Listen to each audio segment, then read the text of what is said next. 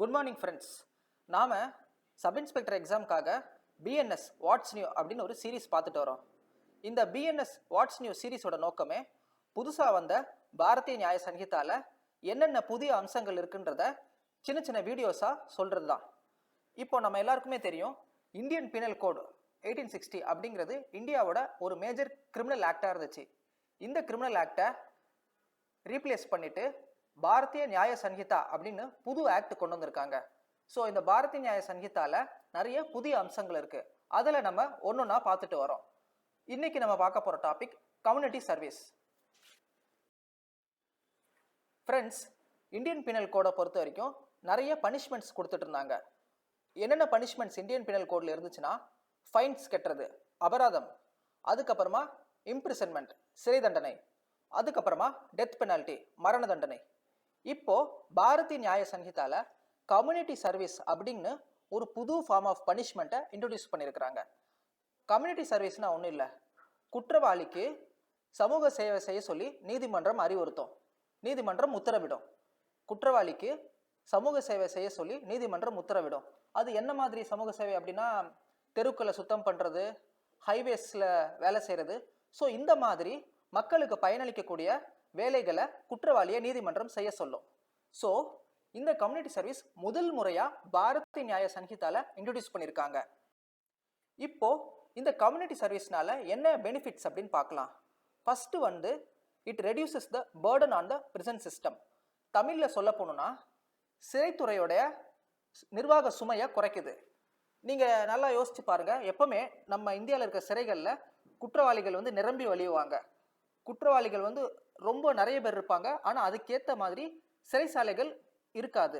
So இந்த community service punishment சிறைசாலைகளுடைய சுமையை குறைக்குது. அதுக்கடுத்து ரீஹாபிலிட்டேஷன் அண்ட் ரீஇன்டிகிரேஷன் ஆஃப் அஃபண்டர்ஸ். அதாவது தமிழில் சொல்ல போனோம்னா, குற்றவாளிகள் மீண்டும் சமுதாயத்தில் சேர்ந்து நல்ல மனிதர்களாக வாழ இந்த பனிஷ்மெண்ட் உதவுது. அதுக்கப்புறமா gives opportunity for the offenders to contribute to the society. அதாவது குற்றவாளிகள் இந்த சமுதாயத்துக்கு தங்களால் முடிஞ்ச அளவில் ஒரு பங்களிப்பை அளிக்கிறதுக்கு இந்த பனிஷ்மெண்ட் உதவுது. இப்போ கம்யூனிட்டி சர்வீஸ் அப்படிங்கிற பனிஷ்மெண்ட்டை எந்த தவறு செஞ்சாலும் கொடுப்பாங்களா அப்படின்னு கேட்டால் கிடையாது. ஒரு 6 தவறுகளுக்கு கம்யூனிட்டி சர்வீஸ் அப்படிங்கிறது பனிஷ்மெண்ட்டாக கொடுக்கப்படுது. அது என்னென்ன தவறு அப்படிங்கிறத பார்க்கலாம். First section 202. செக்ஷன் 202 என்ன சொல்லுது? ஒரு பப்ளிக் சர்வெண்ட் சட்டவிரோதமாக வியாபாரத்தில் என்கேஜ் ஆனால் அவருக்கு இந்த கம்யூனிட்டி சர்வீஸ் பனிஷ்மெண்ட் கொடுக்கலாம் அப்படின்னு சொல்லுது. பொதுவாக ஒரு பப்ளிக் சர்வெண்ட் வியாபாரத்தில் ஈடுபடக்கூடாது. ஆனால் அதையும் மீறி சட்டவிரோதமாக அவர் ஒரு வியாபாரத்தில் ஈடுபட்டார்னா அவருக்கு இந்த கம்யூனிட்டி சர்வீஸ் பனிஷ்மெண்ட்டை கொடுக்கலாம் அப்படின்னு பாரதிய நியாய சங்கீதா சொல்லுது. அதுக்கடுத்து செக்ஷன் 209. இந்த செக்ஷனை பொறுத்த வரைக்கும், ஒரு சம்மனுக்கு ஒரு குற்றவாளி அப்பியர் ஆகலை, நான் appearance in response to a proclamation, appear ஆகலை அப்படின்னா அந்த குற்றவாளிக்கு இந்த கம்யூனிட்டி சர்வீஸ் பனிஷ்மெண்ட் கொடுக்கலாம் அப்படின்னு சொல்கிறாங்க. அதுக்கடுத்து செக்ஷன் 226. இந்த செக்ஷன் என்ன சொல்லுதுன்னா, ஒருத்தர் அரசு ஊழியரோட பணியை செய்ய விடாமல் தடுக்கிறதுக்காக தற்கொலை செய்ய முயற்சி செஞ்சால் அவருக்கு இந்த கம்யூனிட்டி சர்வீஸ் பனிஷ்மெண்ட்டை கொடுக்கலாம்னு சொல்கிறாங்க. அதுக்கடுத்து செக்ஷன் 303 கிளாஸ் 2, செக்ஷன் 303 சப்செக்ஷன் 2. அதாவது தெஃப்ட், திருடினா இந்த பனிஷ்மெண்ட்டை கொடுக்கலாம் அப்படின்னு சொல்கிறாங்க. அதுவும் என்ன கேஸில்? அதாவது ஒருத்தர் ஒரு பொருளை திருடுறாரு, அந்த பொருளோட வேல்யூ லெஸ் தென் 5000 ருபீஸாக இருந்துச்சுன்னா அவருக்கு இந்த கம்யூனிட்டி சர்வீஸ் பனிஷ்மெண்ட்டை கொடுக்கலாம். அது மட்டும் இல்லை, அந்த பொருளோட வேல்யூ லெஸ் தென் 5000 ருபீஸாக இருக்கணும். அது மட்டும் இல்லாமல் அந்த பர்சன் ஃபஸ்ட்டு டைம் கன்விக்ட் ஆகிருக்கணும். இதுக்கு முன்னாடி அவர் எங்கேயுமே கன்விக்ட் ஆகாமல் ஃபஸ்ட்டு டைம் கன்விக்ட் ஆகிருக்கணும். ஸோ இந்த மாதிரிலாம் அவர் க்ரைட்டீரியாவை சாட்டிஸ்ஃபை பண்ணால் அவருக்கு இந்த கம்யூனிட்டி சர்வீஸ் பனிஷ்மெண்ட் கொடுக்குறாங்க. அதுக்கடுத்து செக்ஷன் 355. இந்த செக்ஷன் என்ன சொல்லுதுன்னா, ஒரு நபர் குடிபோதையில் பப்ளிக்கில் ஒரு நியூசன்ஸ் கிரியேட் பண்ணால், பப்ளிக்கில் தவறாக நடந்துக்கிட்டா அவருக்கு இந்த கம்யூனிட்டி சர்வீஸ் பனிஷ்மெண்ட்டை கொடுக்கலாம். அதுக்கடுத்து செக்ஷன் 356 சப்செக்ஷன் 2. இது என்ன சொல்லுதுன்னா, டெஃபமேஷன், அவதூறு கருத்துக்களை பரப்புறது. ஒரு நபர் இன்னொரு நபரை பற்றியோ இல்லை இன்னொரு ஆர்கனைசேஷனை பற்றியோ அவதூறு கருத்துக்கள் பேசினா அவருக்கு இந்த பனிஷ்மெண்ட்டை கொடுக்கலாம் அப்படின்ட்டு பிஎன்எஸ் அதாவது பாரத நியாய சங்கீதா சொல்லுது.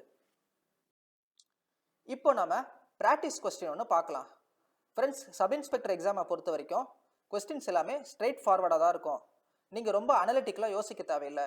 ஸோ எந்த செக்ஷன் என்ன சொல்லுது, எந்த குற்றத்துக்கு எந்த செக்ஷன், எந்த குற்றம் செஞ்சால் எத்தனை ஆண்டுகள் சிறை தண்டனை, அதுக்கப்புறமா அந்த குற்றம் வந்து பெயிலபிள் அஃபென்ஸா நான் பெயிலபிள் அஃபென்ஸா, இதை நீங்கள் புரிஞ்சுக்கிட்டீங்கனாலே, இதை நீங்கள் மனப்பாடம் பண்ணிட்டீங்கனாலே நீங்கள் இந்த எக்ஸாமை கிராக் பண்ணிடலாம். ஸோ கொஸ்டின்குள்ளே போகலாம். Section 128 of Indian penal code deals with which one of the following. 4 options இருக்குது. தமிழில் பார்த்தீங்கன்னா இந்திய தண்டனை சட்டம் பிரிவு 128 கீழ்கண்டவற்றினுள் எவற்றை பற்றி கூறுகிறது. ஸோ ஆன்சர் பார்த்தீங்கன்னா option B, public servant voluntarily allowing prisoner of state or war to escape. Option பியை நம்ம தமிழில் பார்க்கலாம். அரசு கைதியை அல்லது போர் கைதியை தப்பிச் செல்ல தன்னிச்சையாக அனுமதிக்கின்ற பொது ஊழியர். இந்த கிளாஸ் உங்களுக்கு பிடிச்சிருந்துச்சுன்னா லைக் பண்ணுங்கள், ஷேர் பண்ணுங்கள், சப்ஸ்கிரைப் பண்ணுங்கள். தேங்க்யூ ஃப்ரெண்ட்ஸ் ஃபார் வாட்சிங் திஸ் வீடியோ.